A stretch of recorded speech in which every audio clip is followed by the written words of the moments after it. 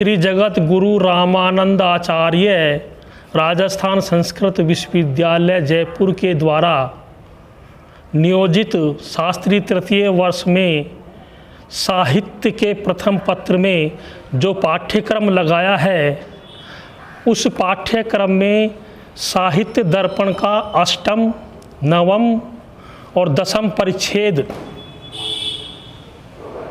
लगाया है।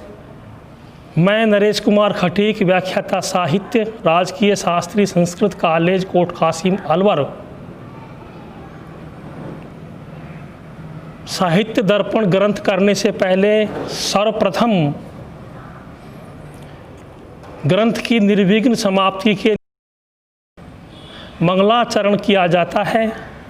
मंगलाचरण 3 प्रकार का होता है: वस्तु निर्देशात्मकम, आशीर्वादात्मकम और नमस्कारात्मकम।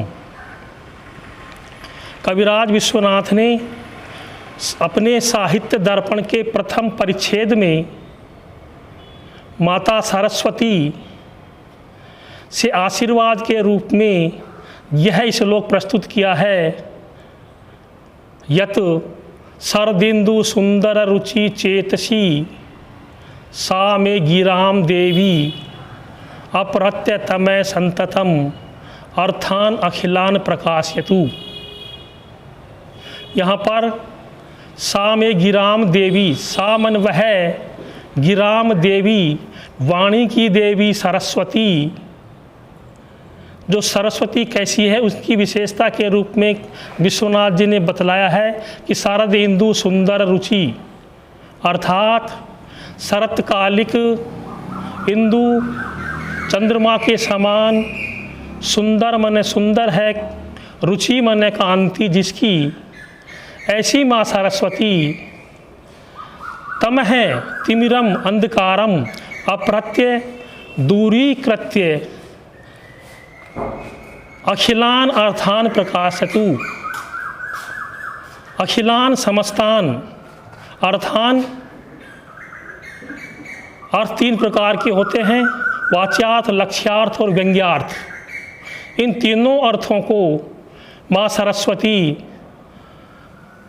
मेरे हृदय में प्रकाशित करे, अर्थात अज्ञानता को हटा करके ज्ञान रूपी प्रकाश मेरे हृदय में प्रकाशित करे।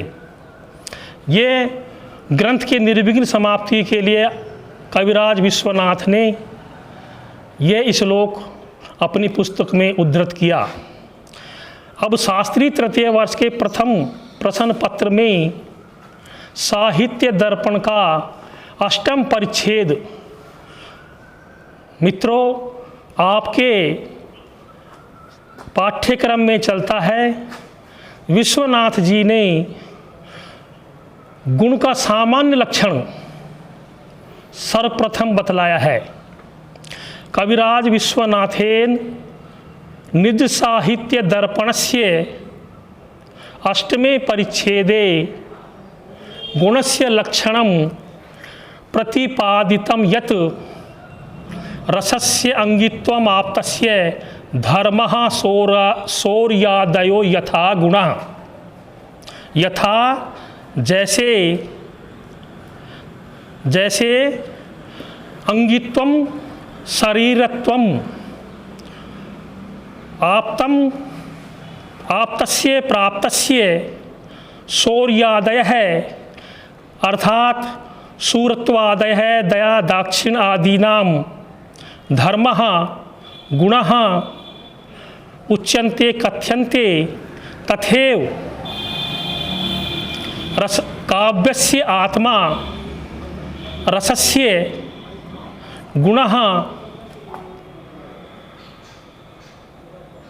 उत्कर्षतां वर्धयन्ति रस्यते आस्वाद्यन्ते इति व्युत्पत्त्यः भावो गृह्यते।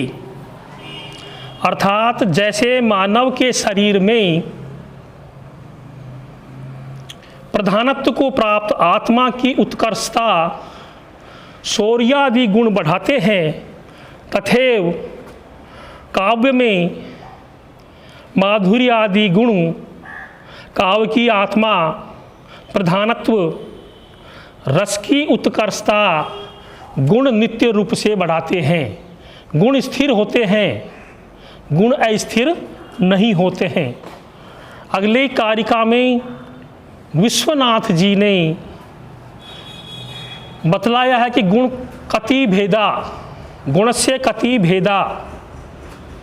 उन्होंने बतलाया है कि माधुर्यम ओजो अथ प्रसाद ते त्रिधा, अर्थात गुणा त्रिधा भवन्ति ही। माधुर्यम ओजः प्रसादश्चेति। ये विश्वनाथ के 3 गुण हैं, माधुर्य, ओज और प्रसाद। तत्पश्चात कविराज विश्वनाथ ने माधुर्य गुण का लक्षण और उसके अभिव्यंजक वर्ण और उसका उदाहरण आदि अपने साहित्य दर्पण में अभिलिखित किया है।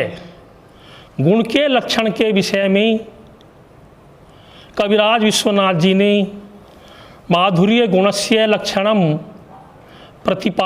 प्रतिपादितम यत् चित्तद्रवी भावो मयो ह्लादो माधुर्यम उच्यते। चित्तस्य मनसः द्रवी भावमय है, आर्द्रता रूप है, ह्लाद है, सुख विशेष है, माधुर्यम गुणम उच्यते। अर्थात मधुरस्य रसस्य भावो माधुर्यम इति ही व्युत्पत्ति ही भावेण्यस। भावेण्यस। अब यह माधुर्य गुण किन किन रसों में क्रम से उत्तरोत्तर प्राप्त किया जाता है, उसके विषय में कविराज जी ने बतलाया है। संभोगे करुणे विप्रलंभे शांते अधिकम क्रमात्। अर्थात संभोग श्रृंगार में, करुण रस में, विप्रलंब श्रृंगार में और शांत रस में क्रम से माधुर्य गुण को अधिक से अधिक पाया जाता है। इसके पश्चात कविराज जी ने बतलाया है कि माधुर्यस्य गुणस्य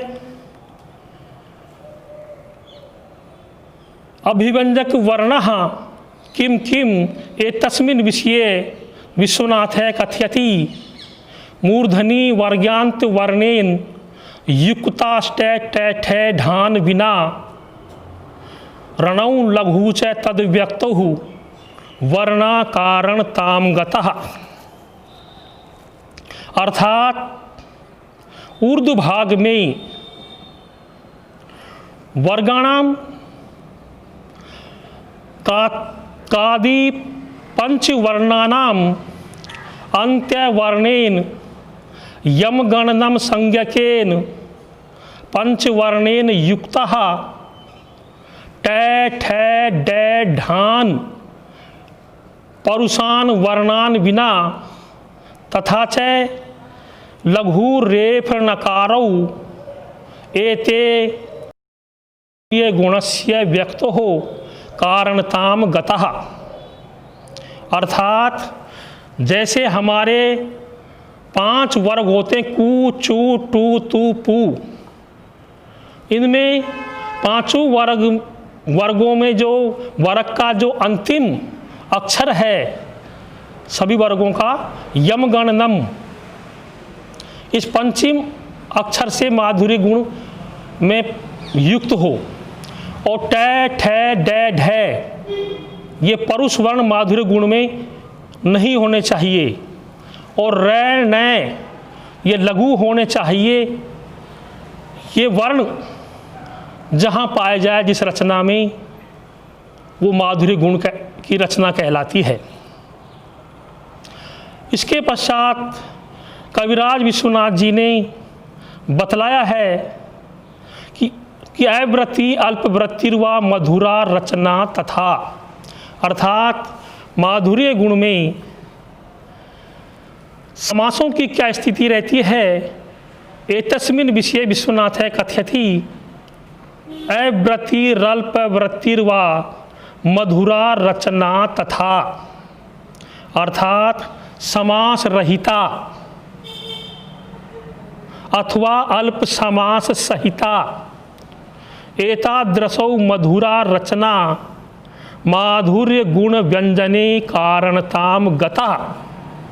अब हिंदी में इसकी व्याख्या होती है कि जहाँ पर समास वृत्ति रहित या छोटे छोटे समासों से युक्त जहाँ पर मधुर रचना पाए जाए उसे माधुर्य गुण कहना चाहिए। इसके पश्चात कविराज विश्वनाथ जी ने माधुर्य गुण का उदाहरण के रूप में ये श्लोक बतलाया है। अनंग मंगलम भुवः तद अपांगस्य भंगयः जनयन्ति मुहुर्यूनाम अंतः संताप संततिम। अब इसका सरलार्थ बता रहा हूँ पहले। अनंग अर्थात कामदेव, कामदेव की मंगल भुवः जन्म भूमि, तत् अपांगस्य उस नायिका की कटाक्ष को, भंगय तिरछा करते हुए वो नायिका यूनाम युवक पुरुषों के अंतःकरण में व्याप्त संताप संततिम, संताप परंपरा को वो नायिका के कटाक्ष जनयंती मन उत्पन्न करते हैं। ये श्लोक का ये इस उदाहरण का हिंदी अर्थ हुआ, सरलार्थ हुआ। अब इसमें हमें ये ढूंढना है कि इसमें इस श्लोक में, इस उदाहरण में कैसे माधुर्य गुण बतलाया गया है। इस श्लोक के पूर्वार्ध में कैवर्ग का जो अंत्य वर्ण नकार और कैवर्ग गकार संयुक्त है, उत्तरार्ध में अंत्य वर्ण नकारों से तथा तकार के प्रथम वर्णों से संयुक्त होने के कारण माधुर्य गुण के व्यंजन है। अर्थात अब इसकी संस्कृत व्याख्या कर रहा हूँ। अस्मिन् श्लोके पूर्वार्धे कवर्ग अंत्यवर्णै नकारहि कवर्गस्थः गकारः संयुक्तः उत्तरार्धे तवर्ग अंत्यवर्णेन नकारस, तवर्ग है प्रथम वर्णास्तकारा संयुक्तः संतः माधुर्य गुणम व्यंजयन्ति। अस्मिन् श्लोके समासश्च अल्पः रचना च मधुरा। जयतु संस्कृतम जयतु भारतम।